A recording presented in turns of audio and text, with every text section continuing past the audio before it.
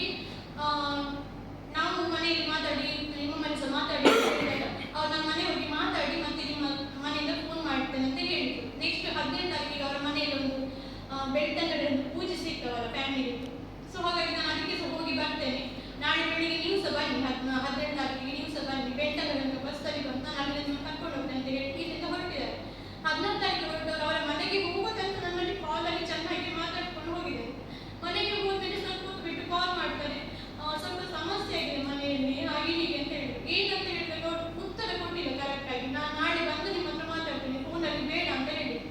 ನಾನು ಸರಿ ಅಂತ ಹೇಳಿದೆ. ಮತ್ತೆ ಕಾಲ್ ಮಾಡಿ ಹೇಳಿದ್ರು, ಒಂದು ವೇಳೆ ನನ್ನ ಮನೆಯಲ್ಲಿ ಒಪ್ಪದಿದ್ರೆ ಮದುವೆಗೆ ವಿಚಾರದಲ್ಲಿ, ಯಾಕೆ ನನ್ನದು ಸಾಲದು ತುಂಬ ಪ್ರಾಬ್ಲಮ್ ಆಗ್ತಾ ಉಂಟು ಇವಾಗ ಮನೆಯಲ್ಲಿ, ಒಂದು ವೇಳೆ ಒಪ್ಪದಿದ್ರೆ ನನಗೆ ನಿಮ್ಮನ್ನು ಬಿಡ್ಲಿಕ್ಕಿಲ್ಲ. ಸೊ ಹಾಗಾಗಿ ನಿಮ್ಮ ಮನೆಯವರು ಒಪ್ತಾರ ನನ್ನನ್ನು ನಿಮ್ಮ ಜೊತೆ ಮದುವೆ ಮಾಡಿಸಲಿಕ್ಕೆ?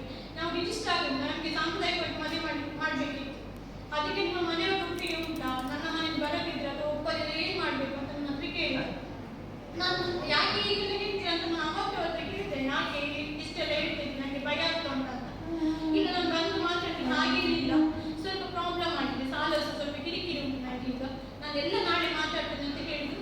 ಆಮೇಲೆ ನಾವು ಫೋನಲ್ಲಿ ಚೆನ್ನಾಗಿ ಮಾತಾಡಿದ್ವಿ. ಫೋನ್ ಇಟ್ಟಾದ್ಮೇಲೆ ಸ್ವಲ್ಪ ಮೆಸೇಜಲ್ಲಿ ಕನ್ವರ್ಸೇಷನ್ ಮಾಡಿ ಅವ್ರು ಮಲಗ್ತೇನೆ ಅಂತ ಹೇಳಿ ಮಲಗಿದ್ವಿ.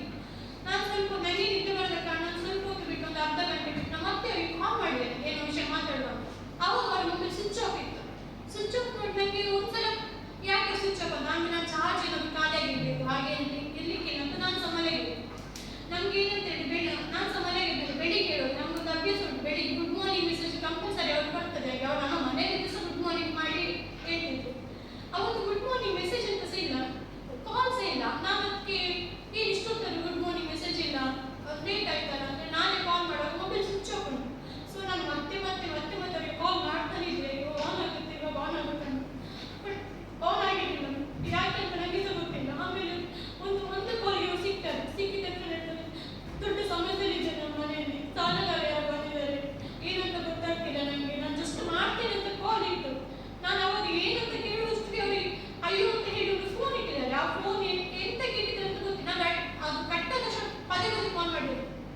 ಅದು ಕಾಲ್ ಅವರಿಗೆ ರೀಚ್ ಆಗಲಿಲ್ಲ. ಎಷ್ಟು ಕಾಲ್ ಮಾಡಿದ್ರು ಸ್ವಿಚ್ ಆಫ್ ಒಂದು 2 ಮೆಸೇಜ್ ಅವ್ರಿಗೆ ಕಾಲ್ ಬ್ಯಾಕ್ ಹೇಳ್ತಾರೆ ಅಂತ ಬಂದಿದೆ ಅಷ್ಟೇ ಬಿಟ್ಟು ಮತ್ತೆ ಸ್ವಿಚ್ ಆಫ್ ಅಂತ ನಾನು 12 ಗಂಟೆ ಬೇಗ ವೇಟ್ ಮಾಡ್ತೇನೆ.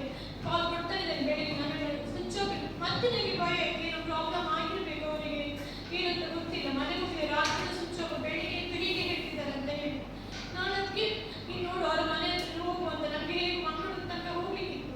ನಾನು ಮನೆಗೆ ಹೋಗ್ತೇನೆ ಅವ್ರು ಅಂತ ಹೇಳಿ ನಾನು ಅವ್ರ ಮನೆ ದಾರಿ ಹತ್ರ ಹೋಗ್ತಿರುವಾಗ ಅವರಿಗೆ ಬಂದರು ಗಾಡಿಯಲ್ಲಿ ಇದ್ರು. ಅಂದ್ರೆ ಅವರು ನನ್ನನ್ನು ನೋಡಿ ಗಾಡಿ ನಿಲ್ಲಿಸಿದ್ದಾರೆ.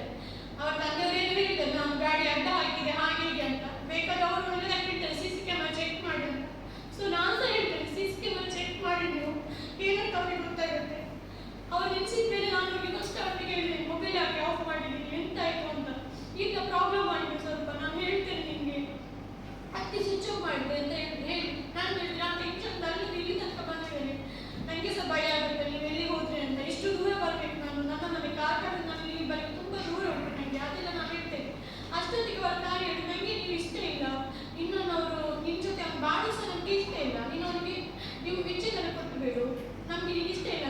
ನನಗೆ ಅವರ ಮಾತು ತುಂಬ ನೋವಾಯ್ತು, ಯಾಕೆ ನನಗೆ ಶಾಕ್ ಆಯಿತು. ಇಷ್ಟೊರಿಗೆ ಮಾತುಕತೆ ಎಲ್ಲ ಆಗಿದೆ. ಒಂದು ದಿವಸ ಅವ್ರಿಗೆ ಕಾಲ್ ಮಾಡಿಲ್ಲ. ಅವರ ತಂಗಿ ನನಗೆ ಅವಾಗ ಸಹ ಅವಳು ನನಗೆ ಹೇಳಿಲ್ಲ ಒಂದು ಮಾತು, ಹೀಗೆ ನಮ್ಮ ಮನೆಯಲ್ಲಿ ಚರ್ಚೆ ಆಗಿದೆ ಅಂತ. ಅವರು ಹೇಳ್ತಾರೆ ನಮ್ಗೆ ಇಷ್ಟ, ನಾವು ಅವನಿಗೆ ಹೇಳಿದ್ದೇವೆ ತುಂಬ ದಿವಸದ ಹಿಂದೆ, ನಿನ್ನ ಹತ್ರ ಹೇಳಿದ್ರೆ ನಮ್ಗೆ ಗೊತ್ತಿಲ್ಲ ಅಂತ. ಸೊ ಆ ಟೈಮಲ್ಲಿ ಸುದೀಪ್ ಅವ್ರ ತಾಯಿ ಹೇಳಿದ್ದಾರೆ, ನಮ್ಮ ಅವ್ರ ಟೆನ್ಷನ್ ಇಂದ ಬಂದೇಳಿ ಸುಮ್ಮನೆ ಈ ಟೈಮಲ್ಲಿ ಎಂತ ಸಮಾಜ ನಿಮ್ಗೆ ಇಷ್ಟ ಇದ್ದರೆ ಪರವಾಗಿಲ್ಲ, ಬಟ್ ನನಗೆ ಇಷ್ಟ ಇದೆ ಅಂತ ನಾನು ಅವಳನ್ನ ಮದುವೆ ಆಗಿರೋದು. ಸೊ ಇವಾಗ ನೀವು ಅವಳಿಗೆ ಈ ಟೈಮಲ್ಲಿ ಸೇರಿಬೇಡಿ, ಅವ್ರ ಮುಂದೆ ಅಲ್ಲಿಂದ ಬಂದಿದ್ದಾರೆ ಸುಮ್ಮನೆ ಒಬ್ಬಳೆ ಬೇಡ ಅಂತ ಹೇಳಿ ಬಂದು ಕಾಲಿ ಕುತ್ಕೊ ಅಂತ ಹೇಳಿದ್ರು. ನಾನು ಜೋರಾಗಿ ಅಳ್ತಾ ಇದ್ದೆ. ಅದಕ್ಕೆ ಅವ್ರ ತಾಯಿ ಹೇಳಿದ್ರು, ಅವಳು ಬಂದು ಕುತ್ಕೊಳ್ಳೋದಾದ್ರೆ ನಾನು ನಿನ್ನ ಜೊತೆ ಕರೆಂಟ್ ಬರೋದಿಲ್ಲ ಅಂತ ಹೇಳಿದ್ರು. ನಾನು ಅದಕ್ಕೆ ಅಲ್ಲಿ ಕೂಗಿದ್ದೇನೆ, ಜೋರಾಗಿ ಕೂಗಿದ್ದೇನೆ, ರೋಡ್ ಹತ್ರ ನಾನು ಕೂಗಿದ್ದೇನೆ. ಆಮೇಲೆ ಅವ್ರು ಹೇಳಿದ್ರು, ಬೇಡ ಮೈ ಸುಮ್ಮನೆ ಕಿರಿಕಿರಿ ಆಗ್ತದೆ ನಿಮಗೆ, ಅವಳು ಬಂದು ಕೂತ್ಕೊಳ್ಳಿ, ನಾನು ನಿಮ್ಮನ್ನು ಬಿಡ್ತೇನೆ. ನಿಮ್ಮ ಅಲ್ಲಿ ಅವರು ಬೆಳ್ತಂಗಡಿ ಹೊರಟಿದ್ರು, ನಾನು ಅಲ್ಲಿ ಬಿಡ್ತೇನೆ ಅಂತ. ನಾನು ಆಮೇಲೆ ಗಾಡಿ ಕೂತ್ಕೊಳ್ಳಿಕ್ಕೆ ಹೋದ್ರೆ ಅವರು ಏನು ಅವರ ತಾಯಿ ಎರಡು ಅವಳನ್ನು ಹಿಂದೆ ಕೂರಿಸಿದ್ದಾರೆ ಅಂತ ಹೇಳಿದ್ದಾರೆ. ಸೊ ನಾನು ಸಹ ಹೇಳ್ತೇನೆ, ದಯವಿಟ್ಟು ಅಲ್ಲಿ CC ಕ್ಯಾಮರಾ, ಅದು ಹೈವೇ ಹತ್ರನೇ ಇದೆ. ಸೊ ಅಲ್ಲಿ ಸ್ಕೂಲ್ ಇದೆ, ಅಲ್ಲಿ CC ಕ್ಯಾಮರಾ ಇದೆ. ನಾನು ಹೇಳ್ತು ಕೂತ್ಕೊಳ್ಳೋದು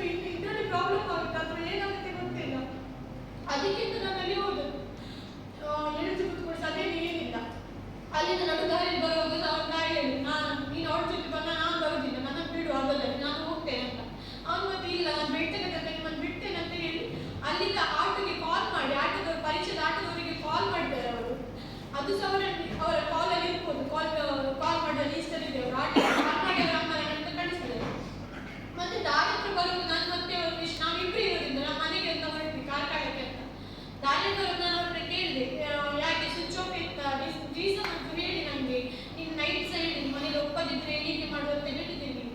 ಸೊ ಮನೇಲಿ ಯಾಕೆ ಒಪ್ಪುದಿಲ್ಲ ಅಂತ ನನಗೆ ವಿಷಯ ಅಂತ ಹೇಳಿ ಎಂತಾಗಿದೆ ಹಾಗೆ ಅಂತ.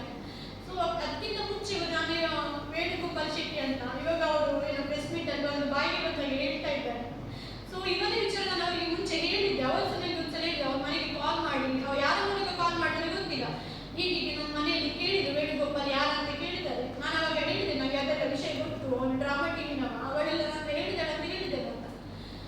ಆದ್ರೆ ಇವರು ಮನೆಯಲ್ಲಿ ಮತ್ತೆ ಆ ವಿಷಯ ಚರ್ಚೆ ಆಗಿದೆ ಅಂತ ನನಗೆ ಯಾವತ್ತಾರು ದಾರಿ ಹೋಗುವಾಗ ಹೇಳಿದ್ರು, ಮನೆಯಲ್ಲಿ ಮದುವೆ ವಿಚಾರಕ್ಕೆ ಚರ್ಚೆ ಆಯಿತು, ಅದಕ್ಕೆ ಒಂದು ವೇಳೆ ಒಪ್ಪದಿದ್ರೆ ನಿಮ್ಮ ಮನೆಯಲ್ಲಿ ನನ್ನ ತಿಳಿಸ್ಕೊಳ್ತಾರಾ ಅಥವಾ ನಿಮ್ಮನ್ನು ಮದುವೆ ಆಗಲಿಕ್ಕೆ ಬಿಡ್ತಾರಾ ಅಂತ ನಾನು ಅದಕ್ಕೋಸ್ಕರ ನಿಮಗೆ ಕಾಲ್ ಮಾಡಿ ಹೇಳಿದೆ. ಸ್ವಿಚ್ ಆಫ್ ಮಾಡಿದೆ ಯಾಕಂತ ಹೇಳಿದ್ರೆ ನನ್ನಪ್ಪ ಯಾರ ಸಾಲಗಾರರಿಗೆ ಮನೆಗೆ ಬರ್ಲಿಕ್ಕೆ ಹೇಳಿದ್ದಾರೆ. ಅಂದ್ರೆ ಅವರಿಗೆ ಹೇಳಿದಂಗೆ ಹಾಗೆ ಅವ್ರು ಹೇಳಿದ್ದಾರೆ ನನಗೆ ಗೊತ್ತಿಲ್ಲ, ಯಾಕಂದ್ರೆ ಅವರಿಗೆ ಮತ್ತೆ ಅಪ್ಪನಿಗೆ ಎಷ್ಟಂತ ಅಷ್ಟೇ ಅವ್ರು ಮಾತಾಡ್ತಾ ಇರಲಿಲ್ಲ, ಯಾವ ವಿಷಯಕ್ಕೆ ಅವರಿಗೆ ಚರ್ಚೆ ಅದರಂತ ಇರಲಿಲ್ಲ. ಅವರು ಮನೆಗೆ ಹೋಗುವ ವಿಷಯ ಗೊತ್ತಾಗಿ ಅಪ್ಪ ಕಳಿಸಿದ್ದಾರೆ ಲೋನ್ನವರು. ಸೊ ಕಿರಿಕಿರಿ ಆಯಿತು. ಸೊ ನನಗೆ ತುಂಬ ಟೆನ್ಷನ್ ಆಯಿತು, ನೀವು ಈ ಕಡೆ ನಿಮ್ಮಲ್ಲ ಆ ಕಡೆ ಮನೆಯವರಲ್ಲ ಈ ಕಡೆ ಸಾಲದಲ್ಲ ಕಿರಿಕಿರಿ. ಸೊ ಅದಕ್ಕೆ ಅದನ್ನ ಸ್ವಿಚ್ ಆಫ್ ಮಾಡಿದ್ದಾರೆ ಅಷ್ಟೇ ವಿಷಯ. ಮತ್ತೆ ಬೇರೆ ಒಂದು ವಿಷಯ ಆಗಿದೆ ಪ್ರಾಬ್ಲಮ್, ನಾನು ನಿಮಗೆ ಹೇಳ್ತೇನೆ ಅಂತ ಹೇಳಿ ಸುಮ್ಮನೆ ಆಯಿತು. ನಾನು ಮತ್ತೆ ಆ ಟೈಮಲ್ಲಿ ಅವರಿಗೆ ಪ್ರೆಷರ್ ಮಾಡಿ ಹೋಗಲಿಲ್ಲ ತುಂಬ, ಯಾಕಂದ್ರೆ ನನಗೆ ಮನೆಗೆ ಬಂದು ಇವರ ಮನೆಗೆ ಹೀಗೆ ಆಗಿದೆ, ಒಬ್ಬರಿಗೆ ಇಷ್ಟ ಇಲ್ಲ ಅಂತ ಹೇಳ್ಬೇಕು, ನನ್ನ ಮನೆಗೆ ಬಂದು ನನಗೆ ಅದು ಟೆನ್ಷನ್ ಇತ್ತು. ಮನೆಗೆ ಬಂದು ನಾನು ಮನೆಯಲ್ಲಿ ಮಾತಾಡಿದೆ, ಅದಕ್ಕೆ ಅಪ್ಪ ಹೇಳಿಲ್ಲ, ನಾವು ಮೊದಲೇ ಹೇಳಿದ್ದೆ ನಿಮಗೆ ಒಳ್ಳೆ ರೀತಿಯಲ್ಲಿ ಮಾಡೋದು ಮಾಡುವ ಅಂತ. ಬಟ್ ನಿಮ್ಮ ಮನೇಲಿ ಹೀಗೆ ಇದೆ ಅಂತ ನಿಮ್ಮ ಮನೆಯವರು ಒಂದು ನನಗೆ ಫೋನ್ ಮಾಡಲಿಲ್ಲ, ಎಂತ ಸಹ ಇಲ್ಲ. ನಿಮಗೆ ಮದುವೆ ನಿಮ್ಗೆ ಇಷ್ಟ ಉಂಟಾದ್ರೆ ನಾವು ಮಾಡ್ತೇವೆ, ನೀವು ಇಷ್ಟ ಉಂಟ ನೀವು ಆಗಿದ್ದೀರಿ, ಇದು ಮದುವೆ ಅಲ್ಲ, ನಿಮಗೆ ಅದು ರಿಜಿಸ್ಟ್ರೇಟ್ ಸಹ ಮದುವೆ ಥರ ಇನ್ನು ನಿಮಗೆ ಹೀಗೆ ಮಾಡಬೇಕಂತ ಸಹ ನಾವು ಮಾಡ್ತೇವೆ, ತೊಂದರೆ ಇಲ್ಲ. ಅದಕ್ಕೆ ಸರಿ ಓಕೆ ಅಂತ ನಾಳೆ ಮಾತ್ರ ನಾವು ಮನೆಗಿದ್ವಿ. ನೆಕ್ಸ್ಟ್ ಡೇ ಇದ್ದು ಮೈಂಡ್ ಸ್ವಲ್ಪ ಫ್ರೀ ಆಗಬೇಕು, ಹೊರಗಡೆ ಹೋಗುವಾಗ ಅಂತ ನನಗೆ ಸುದೀಪೇನ ಅದು ನಾನು ಮಾಡ್ಕೊಂಡಿದ್ದೇವೆ. ಸರಿ ಅಂತ ಹೇಳಿ ನಾವು ಅಲ್ಲೇ ವಾಟರ್ ಪಾರ್ಕಿಗೆ ಹೋಗಿ ಆಟ ಆಡ್ಕೊಂಡು ಬಂದು ನಾಳೆ ಮದುವೆ ನಾವು ಫಿಕ್ಸ್ ಮಾಡಿದ್ವಿ. ಸಂಜೆ ಹೋಗಿ ನಾವು ಅಲ್ಲಿ ಡ್ರೆಸ್ ತಗೊಂಡು ಮದುವೆಗೆ ಅಂತ ಅವರಿಗೆ ಡ್ರೆಸ್ ತಗೊಳ್ಬೇಕಿತ್ತು, ಡ್ರೆಸ್ ತಗೊಂಡಿದ್ವಿ. ಅದು ಸಹ ಬೇಕಾದ್ರೆ ನಾನು ಆ ಶಾಪ್ ಎಲ್ಲ ಹೇಳ್ತೇನೆ, ಅಲ್ಲಿ ಹೋಗಿ CC ಕ್ಯಾಮರಾ ಚೆಕ್ ಮಾಡ್ಬೋದು, ನಾವು ಯಾವುದೇ ಕಿರಿಕಿರಿ ಯಾವ್ದು ಇದರಲ್ಲಿ ನಾವು ಚಂದ ರೀತಿಯಲ್ಲಿ ಹೋಗಿ ಸೆಲೆಕ್ಷನ್ಸ್ ಒಳ್ಳೆ ರೀತಿಯಾಗಿ ಮಾಡಿ ಬಟ್ಟೆ ಎಲ್ಲ ಹಾಕಿ ನೋಡಿ ಸೆಲೆಕ್ಷನ್ ಮಾಡಿ ಬಂದದ್ದು. ಮದುವೆ ಮಾಡ್ಕೊಂಡು ನೆಕ್ಸ್ಟ್ ಡೇ ಆಮೇಲೆ ಸಂಜೆ ವಾಮಿಟಿಂಗ್ ಆಯಿತು ಅಂತ ಹೇಳಿ ವಾಮಿಟಿಂಗ್ ಮಾಡ್ತಾ ಇದ್ವಿ. ಸೊ ವಾಮಿಟಿಂಗ್ ಅಂತ ನಾವು ಕರ್ಕೊಂಡು ಹೋಗೋದು, ಅವರನ್ನು ವಾಮಿಟಿಂಗ್ ಮಾಡ್ತಿದ್ದಾರೆ ಅಂತ ಕರ್ಕೊಂಡು ಹೋಗಿ ಅಲ್ಲಿ ಅವರು ಜಸ್ಟ್ ಡ್ರಿಪ್ಸ್ ಹಾಕಿದ್ರು, ಸುಸ್ತಾಗುತ್ತೆ ಅಂತ ಹೇಳಿ ಡ್ರಿಪ್ಸ್ ಹಾಕಿದ್ರು, ಮತ್ತೆ ಮನೆ ಕಳಿಸಿದ್ದಾರೆ. 19th ಹೋಗಿದ್ದೇವೆ, 21 ಡೇ ನಾವು ಫ್ರೀ ಮನೆಯಲ್ಲೇ ಇಲ್ಲಿ ಹೋಗಿಲ್ಲ, ಸಂಜೆ ಒಂದು ಟೆಂಪಲ್ಗೆ ಹೋಗಿ ಬಂದಿದ್ದೇವೆ. 21st ಮತ್ತೆ ಹೇಳಿ ನನಗೆ ಮೋಷನ್ ಪ್ರಾಬ್ಲಮ್, ಇದು ಹೊಟ್ಟೆ ನೋವೆಲ್ಲ ಆದಾಗ ಆಗ್ತಾ ಉಂಟು ಅಂತ ಹೇಳಿದ್ರು. ನಾವು ಮತ್ತೆ ಕರ್ಕೊಂಡು ಹೋದ್ದು ಅಲ್ಲಿ ಗಾಜಿಗೆ ಹಾಸ್ಪಿಟಲ್ ಕಾರ್ಗಳಿಗೆ ಕರ್ಕೊಂಡು ಹೋಗಿ ಅಲ್ಲಿ ಸಹ ಟ್ರೀಟ್ಮೆಂಟ್ ಅವರು ಹೇಳಿದ್ರು ಬ್ಲಡ್ ಟೆಸ್ಟಿಗೆ ಕೊಟ್ಟು ಹೋಗಿ ಅಂತ. ಬ್ಲಡ್ ಟೆಸ್ಟಿಗೆ ಕೊಟ್ಟು ಬಂದು ಒಂದು ಅರ್ಧ ಮುಕ್ಕಾಲು ಗಂಟೆಗೆ ಕಾಲ್ ಮಾಡ್ತಾರೆ ಹಾಸ್ಪಿಟಲಿಂದ, ನೀವು ಬರ್ತೀರಾ ಅವರಿಗೆ ಸ್ವಲ್ಪ ಬ್ಲಡ್ಡಲ್ಲಿ ಇನ್ಫೆಕ್ಷನ್ ಉಂಟು, ಸೊ ಹಾಗಾಗಿ ನೀವು ಅಡ್ಮಿಟ್ ಮಾಡಿ ಅವರನ್ನು. ಸೊ ನಾವು ಅಡ್ಮಿಟ್ ಮಾಡಿದ್ವಿ, ಮತ್ತೆ ಕರ್ಕೊಂಡು ಹೋಗಿ ಅಡ್ಮಿಷನ್ ಮಾಡಿದ್ವಿ. ಅಡ್ಮಿಷನ್ ಮಾಡಿದ ಕೂದಲು ಅವರಿಗೆ ಇನ್ಫೆಕ್ಷನ್ ಆಗಿದೆ. ಸೊ ಜಾಂಡಿಸ್ ಆಗಿ ಅದರಿಂದ ಅವರಿಗೆ ಲಿವರಿಗೆಲ್ಲ ಇನ್ಫೆಕ್ಷನ್ ಆಗಿದೆ, ನಾವು ಟ್ರೀಟ್ಮೆಂಟ್ ಮಾಡ್ತೇವೆ ಅಂತ. ಆ ಟೈಮಲ್ಲಿ ಅವರು ಇದಕ್ಕಿಂತ ಮುಂಚೆ ಜಾಂಡಿಸ್ ಬಂದರೆ ಅದೆಲ್ಲ ಕೇಳ್ತಿದ್ರು, ಡ್ರಿಂಕ್ಸ್ ಅದೆಲ್ಲ ಇತ್ತ. ಸೊ ಅದೆಲ್ಲ ಇರಲಿಲ್ಲ ಅವರಿಗೆ, ನನಗೆ ಗೊತ್ತಿರೋ ಪ್ರಕಾರ ಡ್ರಿಂಕ್ಸ್ ಎಲ್ಲ ಮಾಡ್ತಿರ್ಲಿಲ್ಲ. ಟ್ರೀಟ್ಮೆಂಟ್ ಮಾಡಿ 21st ಹೋಗಿದ್ದೀವಿ. 22ಗೆ ನೈಟ್ ಡಾಕ್ಟರ್ ಮಧ್ಯಾಹ್ನ ಒಂದು ಸಲ ನಮಗೆ ಇದು ಮಲ್ಯ ಆಸ್ಪತ್ರೆ ಕಳಿಸಿದ್ದಾರೆ, ಅವರಿಗೆ ಸ್ಕ್ಯಾನಿಂಗ್ ಮಾಡಿಸ್ಕೊಂಡು ಬನ್ನಿ ಹೊಟ್ಟೆದು. ಸ್ಕ್ಯಾನಿಂಗ್ ಮಾಡಿಸ್ಕೊಂಡು ಬಂದು ಸ್ಕ್ಯಾನಿಂಗ್ ರಿಪೋರ್ಟ್ ಕೊಟ್ಟಿದ್ವಿ. ಸಂಜೆ ಬಂದು ಡಾಕ್ಟರ್ ಏನೋ ತುಂಬ ಪ್ರಾಬ್ಲಮ್ ಇದೆ ಅವರಿಗೆ, ಅದೇನೋ ಅವ್ರು ಹೇಳಿದ್ರು, ನನಗೆ ಅದು ಆ್ಯಕ್ಚುಲಿ ಏನಂತ ಗೊತ್ತಿಲ್ಲ. ನಾರ್ಮಲ್ ಮನುಷ್ಯನಿಗೆ ಇಷ್ಟು ಇರುತ್ತೆ, ಬಟ್ ಇವ್ರಿಗೆ ಇಷ್ಟು ಕಾಣಿಸ್ತಾ ಇದೆ, ಇಲ್ಲಿ ತುಂಬ ಫೆಸಿಲಿಟಿ ಇಲ್ಲ. ಸೊ ನೀವು ಶಿಫ್ಟ್ ಮಾಡಿದ್ರೆ ಏನಪ್ಪ ಹಾಸ್ಪಿಟಲ್ ಅಥವಾ ಆದರ್ಶಕ್ಕೆ ಶಿಫ್ಟ್ ಮಾಡಿ, ಅದೇ ಫೆಸಿಲಿಟಿ ಎಲ್ಲ ಇರ್ತದೆ, ನಿಮ್ಗೆ ಏನಾಗುತ್ತೆ ಅಲ್ಲಿ ಶಿಫ್ಟ್ ಮಾಡಿ ಅಂತ ಹೇಳಿ. ನಾನು ಸಡನ್ ನನ್ನ ಕಸಿನ್ಗೆ ಫೋನ್ ಮಾಡಿ ಹೀಗೆ ಆಗಿದೆ ಅಂತ ಹೇಳಿ ನಾನು ಇವರ ಮನೆಯವ್ರಿಗೆ ಅದೇ ಟೈಮಲ್ಲಿ ಕಾಲ್ ಮಾಡಿಸಿದೆ. ಸತೀಪಾಗಿ ಮಾತಾಡಿದ್ರೆ ನಾನು ಸಹ ಮಾತಾಡ್ತೇನೆ, ಕಾಲ್ ಮಾಡಿ ಹೇಳಿ. ಸೊ ಈಗ ಹೇಳ್ತಾ ಇದ್ದಾರೆ ಏನಂತ ಗೊತ್ತಿಲ್ಲ, ಶಿಫ್ಟ್ ಮಾಡಿ ಕೇಳಿದ್ದಾರೆ, ಸಡನ್ ನೈಟ್ ಆಗಿದೆ, ಇವಾಗ ಶಿಫ್ಟ್ ಮಾಡಲಿಕ್ಕೆ ಕೇಳಿದ್ದಾರೆ, ಎಂತ ಮಾಡಬೇಕು, ಏನಕ್ಕೋ ಅಥವಾ ಆದರ್ಶ ಶಿಫ್ಟ್ ಮಾಡಿ ಕೇಳಿದ್ದಾರೆ. ಅವಾಗ ಮನೆಯವ್ರಿಗೆ ಮಾತಾಡ್ತಾರೆ, ನೀನು ಅವರನ್ನು ಬಿಡ್ತೇನೆ ಅಂತ ಈ ಟೈಮಲ್ಲಿ ಪ್ರಾಪ್ತ ಮಾಡಬೇಕು.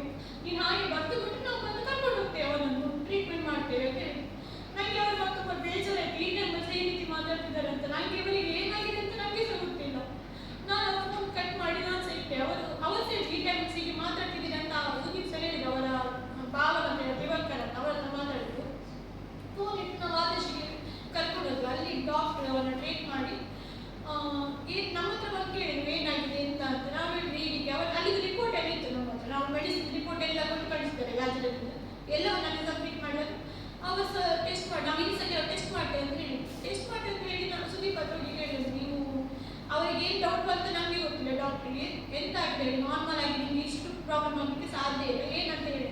ಅವಾಗ ಅವ್ರು ಹೇಳಿದ್ರು ನಾನು ಪಾಯ್ಸನ್ ತಗೊಂಡಿದ್ದೇನೆ, ಸ್ವಲ್ಪ ಏನೋ ಪಾಯ್ಸನ್ ತಗೊಂಡಿದ್ದೇನೆ, ನಾನು ಯಾರ ಹತ್ರ ನಾನು ಹೇಳಿಲ್ಲ, ತಗೊಂಡು 2 ದಿವಸ ನನಗೆ ಏನು ಆಗಲಿಲ್ಲ ನಾನು ಹೇಳಿಲ್ಲ ಅಂತ ಹೇಳ್ತಾರೆ. ಅಲ್ಲಿ ಹೋಗೋದ ನಮಗೆ ಅವ್ರು ತಗೊಂಡು ಗೊತ್ತಾಗಿದ್ದು 4-5 ಡೇಸ್ ಮೇಲೆ ಆಗಿದೆ, ಅವರ ಹೇಳೋ ಪ್ರಕಾರ ಅಷ್ಟು ದಿವಸ ಆಗಿದೆ, ನಮಗೆ ಆ ವಿಷಯ ಯಾರಿಗೂ ಗೊತ್ತಿಲ್ಲ.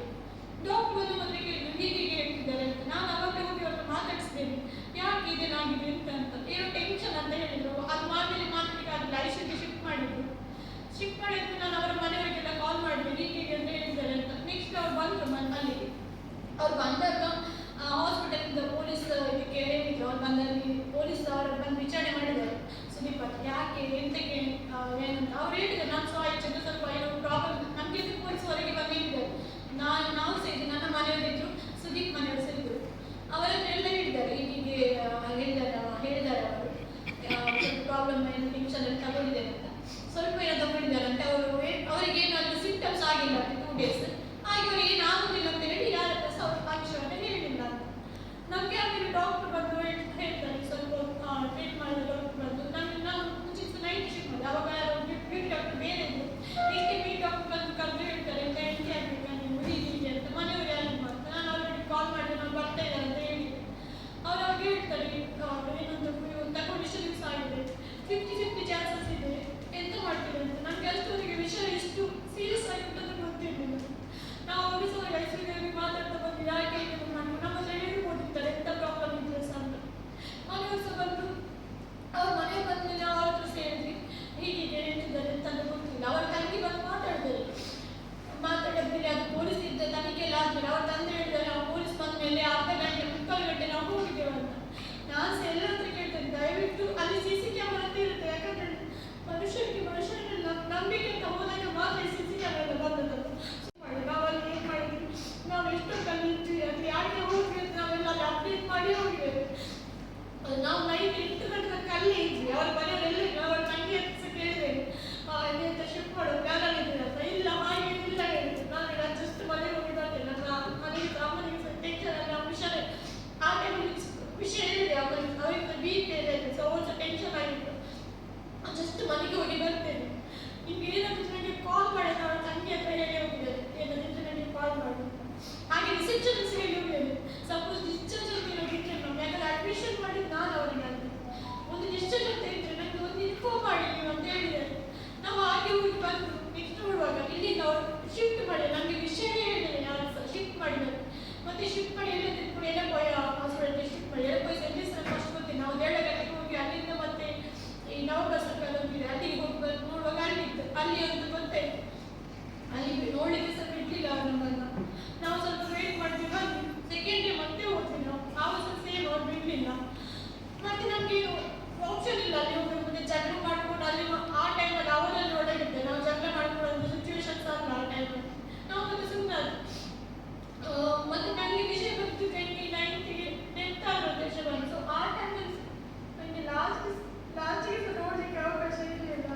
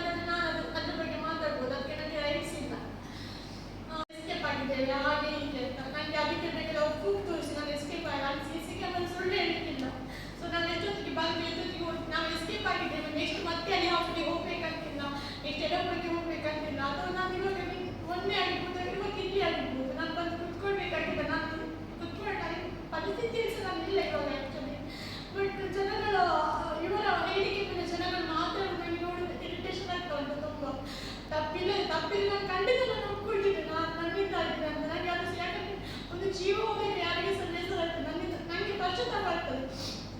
ಇವಾಗ ಹೇಗಂತ ಹೇಳಿದ್ರೆ ಒಂದು ಲೈಫ್ ಆಲ್ರೆಡಿ ನನಗೆ ಪ್ರಾಬ್ಲಮ್ ಆಗಿ ನನಗೆ ಒಂದು ಲೈಫ್ ಸಿಗಬೇಕು ಅಂತ ಅವರು ಹನಿ ಟ್ರ್ಯಾಪ್ ಅದಿದೆ ಅಂತ ಹೇಳಿದ್ದಾರೆ ಅವ್ರು ನನಗೆ. ಸೊ ಹನಿ ಟ್ರ್ಯಾಪ್ ಮಾಡಬೇಕಂತ ಇದ್ರೆ ನನಗೆ ಈ ರೀತಿ ಏನಿಲ್ಲದವ್ರ ಹತ್ರ ಹೋಗ್ಬೇಕಾಗಿಲ್ಲ ಅಲ್ಲ. ಹನಿ ಟ್ರ್ಯಾಪ್ ಏನಂತ ನನಗೆ ಫಸ್ಟ್ ನನಗೆ ಅವರು ಡೀಟೇಲ್ ಕೊಟ್ಟೆ. ಹನಿ ಟ್ರ್ಯಾಪ್ ಅಂದರೆ ಏನು ಹೇಗೆ ಅಂತ ಅವರಿಗೆ ಅರ್ಥ ಸಿಗ್ಬೋದು ಹನಿ ಟ್ರ್ಯಾಪ್ ಬಗ್ಗೆ. ಬಟ್ ನನಗೆ ಹನಿ ಟ್ರ್ಯಾಪ್ ಬಗ್ಗೆ ಅಂತ ನನಗೆ ಗೊತ್ತಿಲ್ಲ. ಅದು ನಾನು ಬೇರೆ ಒಂದು ಹನಿ ಟ್ರ್ಯಾಪ್ ವಿಷಯ ಬರುವಾಗ ನಾನು ಕಮೆಂಟ್ಸ್ ಮಾಡಿ ಹೋಗ್ತೀನಿ, ಅದ್ರ ಮಾಡೋದು ನನಗೆ ಗೊತ್ತಿಲ್ಲ ಅವರ ವಿಷಯ ಏನಂತ. ನಾನು ಬೇರೆ ವಿಷಯಕ್ಕೆ ನಾನು ಹೋಗುದಿಲ್ಲ. ಹನಿ ಟ್ರ್ಯಾಪ್ ಮಾಡ್ಕೊಂಡಾಗ ಹಾಗೆ ಮಾಡಿಕೊಂಡು ಚಿನ್ನ ತಗೊಂಡು ಹೀಗೆ ಹಾಗೆ ಬೇಡ ವಿಚಾರಗಳೆಲ್ಲ ಹೇಳಿಬಿಟ್ಟಿದ್ದಾರೆ. ಸೊ ಅದ್ರ ವಿಷಯ ಸ್ಪಷ್ಟನೆ ಕೊಡಬೇಕು ನನಗೆ, ಯಾಕಂದ್ರೆ ನಾನು ತಪ್ಪಿಲ್ಲ, ಒಪ್ಕೊಳ್ಬೇಕು. ಮತ್ತೆ ನಾನೇ ಸಾಯಿಸಿದ್ದೆ, ಬಟ್ ನಾನು ಸಕ್ಸಸ್ ನನಗೆ ಏನು ಹೇಳ್ತಾರೆ ಅಂದರೆ ಅವಳು ತಪ್ಪು ಮಾಡಿದ್ದು, ಸೊ ಅದಕ್ಕಾಗಿ ಅವಳು ಹಾಗೆ ಮಾಡಿಕೊಂಡು ಅಂತಾನೆ ಹೇಳ್ತಾರೆ. ಅದಂತೂ 100% ಹೌದು. ನಾನು ತಪ್ಪು ಮಾಡಲಿಲ್ಲ, ನನಗೆ ಒಳ್ಳೆ ರೀತಿ ಬದುಕಬೇಕು ಹಾಗೆ ಅಂತ. ಮದುವೆ ಮಾಡ್ಕೊಂಡು ಬೇರೆ ಬೇರೆ ಮದುವೆ ಮಾಡ್ಕೊಳ್ಬೇಕಂತ ಇಲ್ಲ ನನಗೆ ಅಷ್ಟು ಕಷ್ಟ ಇಲ್ಲ. ಇವರ ತಂದೆ ಅವರಿಗೆ ಹಣ ಇರ್ಬೋದು, ಹಣದ ಬಲದಲ್ಲಿ ಏನ್ ಬೇಕಾದ್ರೆ ಮಾಡ್ಬೋದು ಅಂತ ಅವರು ಅನ್ಕೊಂಡಿರ್ಬೋದು. ಬಟ್ ನನ್ನ ಮನೆಗೆ ಬಂದು ನೋಡಿ ನನ್ನ ಮನೆಯವರು ನಾವು ದಿನದ ಕೆಲಸ ಮಾಡಿ ನನ್ನ ತಂದೆ ಆಗ್ಬೋದು, ನನ್ನ ತಮ್ಮ ಆಗ್ಬೋದು, ದಿನದ ಕೆಲಸ ಮಾಡಿ ನಾವು ನಮ್ಮ ಲೈಫಲ್ಲಿ ಏನು ಮಾಡ್ತಿದ್ದೇವೆ, ಅವರು ಕೊಡ್ತಾರೆ ಇವರು ಕೊಡ್ತಾರೆ, ಹಿಂಗಾಗಿ ನಾವು ಕಾಯ್ತೇವೆ. ಬಟ್ ಇವಾಗ ಈ ಪರಿಸ್ಥಿತಿ ಬಿಟ್ಟು ಬಟ್ ಮಾತಾಡುವಂಥದ್ದು ಮಾಡ್ತಾ ಇದ್ದಾರೆ. ಅದಕ್ಕೆ ಸಹ ನನಗೆ ನ್ಯಾಯ ಬೇಕು. ನನಗೆ ಇವಾಗ ಇಷ್ಟೆಲ್ಲ ನನಗೆ ಸಾಧ್ಯ ಉಂಟು. ಅವ್ರು ನಮ್ಮದು ಚೆನ್ನಾಗಿದ್ರು, ಮನೆಗೆ ಹೋಗಿ ಬರ್ಬೇಕು ಹೀಗೆ ಹೇಳ್ತಿರ್ಬೇಕು. ಸೊ ಮನೆಯವರೇನು ಮಾಡಿರ್ಬೋದು ಅಂತ ನನಗೆ ಅರ್ಥ ಉಂಟು. ಇಷ್ಟು ಅವರ್ಸ್ ಇಷ್ಟು ಅಂದರೆ ಅವರ ಮೇಲೆ ಏನು ಬರ್ಬಾರ್ದಂತೆ ನನ್ನ ಮೇಲೆ ಇಲ್ಲ ಸಲುವಾಗಿ ಹೇಳ್ತಾ ಇದ್ದಾರೆ. ಅಲ್ಲಿ ಹೋದ ಇಲ್ಲಿ ಜಗಳ ಮಾಡಿದ್ದು ಹಾಗೆ ಅಂತ ನನಗೆ ಅವರೆಲ್ಲ ಪ್ರೂಫ್ ತೋರಿಸಿ ನಾನು ಜಗಳ ಮಾಡಿ ಒದ್ದಾಡಿದ್ದೀನಿ ಹಾಗೆಲ್ಲ ಹೇಳ್ತಿದ್ದಾರೆ. ಪ್ರೂಫ್ ನಾವು ತೋರಿಸಿ ಯಾವುದೇ ಸಿಸ್ಟಮ್ ಮಾಡಿ ಚೆಕ್ ಮಾಡಿ. ನಾನು ಹೋಗಿಲ್ಲ ಅಂತ ನಾನು ಹೇಳಲ್ಲ, ನಾನು ಹೋಗಿದ್ದೇನೆ. ನನ್ನ ಗಂಡ ಹೋಗಿ ಲಾಕ್ ಹೋಗಿದ್ದು ನಾನು ಹೋಗೋದು, ಎಲ್ಲಿಂದ ಎಸ್ಕೇಪ್ ಆಗಿಲ್ಲ. ಅದು ಅವರು ವಾಜ್ ತಗೊಳ್ಳೋ ವಿಷಯ ಸಹ ಅವರು ಯಾವ ಹಾಸ್ಪಿಟಲ್ ನೋಡಿ ನಮಗೆ ಗೊತ್ತಿಲ್ಲ. ಆದರ್ಶಿಗೆ ಶಿಫ್ಟ್ ಮಾಡಿ ಆದ್ಮೇಲೆ ಅದು ಸಹ ಡಾಕ್ಟರ್ ಬಂದು ಹೇಳುವಾಗ ನಮಗೆ ಗೊತ್ತಿಲ್ಲ. ಅದಕ್ಕಿಂತ ಮುಂಚೆ ನಮಗೆ ಅದು ಯಾವ ಸುಳ್ಳು ಇರಲಿಲ್ಲ. ಗಂಡನ ಯಾರು ಸಹ ಎಷ್ಟೇ ಸಿಟ್ಟಿದ್ರೆ ಸಹ ಅವರ ಲೈಫಿಗೆ ಬೇಕಾಗಿ ಮದುವೆ ಮಾಡ್ಕೊಂಡಾದ್ಮೇಲೆ ಎಷ್ಟೇ ಸಿಟ್ಟಿದೆ ಸರ್ ಗಂಡ ಸಾಯಿಲೆ ಅಂತ ಯಾರು ಸಹ ಅನ್ಕೊಂಡಿಲ್ಲ. ಎಂತ ಗಂಡ ಆದರೂ ಸಾಯಿಲೆ ಅಂತ ಅನ್ಕೊಂಡಿಲ್ಲ. ಸಾಲ ಮಾಡಿದರೆ ಬಿಟ್ಟು ಕೆಲವೊಂದು ವಿಷಯಕ್ಕೆ ಹೈಡ್ ಮಾಡ್ತಾರೆ ಬಿಟ್ಟು ಪ್ರೀತಿ ಮಾಡೋ ವಿಷಯ ಆಗಿರ್ಬೋದು ಅಥವಾ ಎಲ್ಲ ವಿಷಯ ಹೇಳ್ತಾರೆ ಒಳ್ಳೆ ಪರ್ಫೆಕ್ಟ್ ಆಗಿದ್ದು ನನಗೆ ಏನು ಆಸೆ ಇತ್ತು ಲೈಫಲ್ಲಿ ಇರಬೇಕು ಅಂತ. ಸೊ ಅದೇ ರೀತಿ ಅವರು ಇದ್ರು. ಅಷ್ಟು ಜನ